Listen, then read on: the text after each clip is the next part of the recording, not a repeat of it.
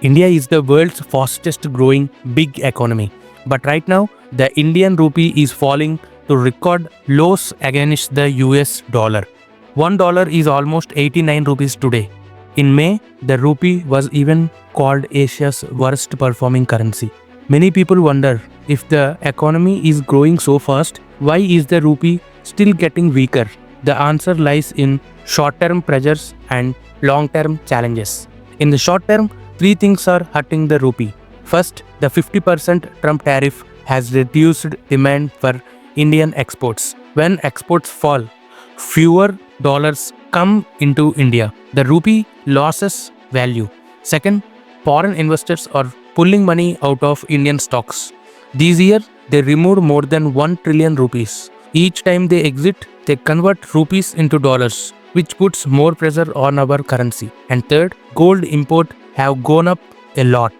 Just before the festival season, gold demand tripled. Since we pay for gold in US dollars, more dollars go out and the rupee weakens further.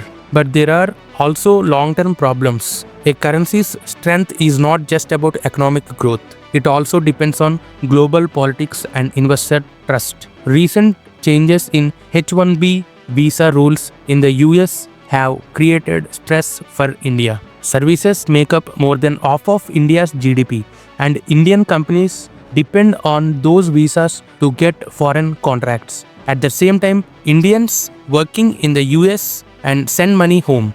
These remittances bring dollars into India. But with visa restrictions, both services and remittance are affected, reducing dollar inflows and weakens the rupee.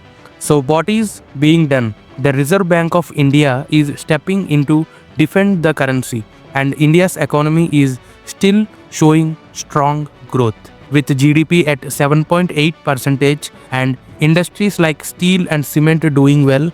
But growth alone may not be enough unless investor confidence improves and global uncertainty reduces.